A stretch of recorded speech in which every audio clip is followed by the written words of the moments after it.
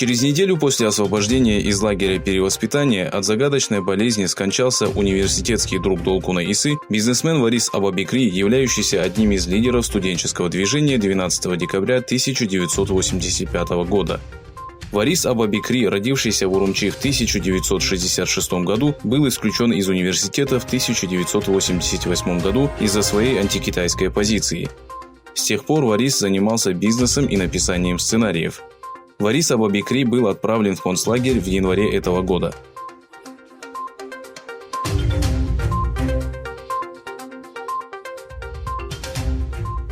Выступая в Генеральной ассамблее турецкого парламента, депутат от партии ИИ в Конии Фахреттин Йокуш поднял вопрос геноцида, устроенного китайскими властями в отношении уйгуров. Йокуш раскритиковал правительство, показав статью газеты «Карар» под заголовком «Китайские деньги заставили мусульман молчать». В свою очередь, глава комиссии по правам человека Хакан Чаушоглу встретился с председателем так называемого Китайского фонда развития прав человека Хуаном Минфу и сопровождающей его делегацией.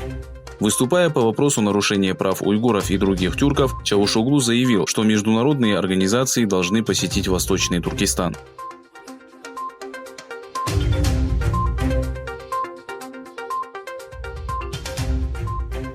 Общественная организация Тюмьяд выступила с лозунгом «Восточный Туркестан – наша всеобщая рана» и осудила китайское правительство из-за репрессий в отношении уйгуров.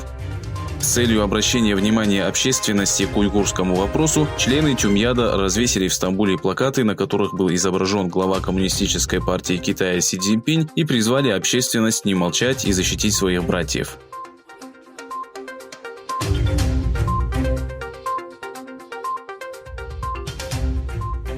Пресс-секретарь Министерства иностранных дел Китая Ген Шуан заявил, что реализация Гонконгского закона о правах человека и демократии, который был принят обеими палатами Конгресса США и подписан Трампом, подорвет сотрудничество между двумя странами.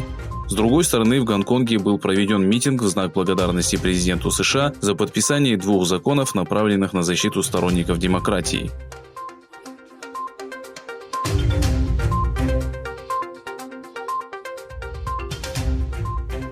Президент США Дональд Трамп посетил американских военных в Афганистане по случаю Дня Благодарения и заявил, что возобновил переговоры с талибами. «Талибы хотят заключить сделку, и мы пошли им навстречу. Мы говорим, что настало время заключить перемирие и прекратить огонь», — сказал Трамп. В сентябре Трамп объявлял, что приостановил переговоры на год, чтобы положить конец конфликту в Афганистане.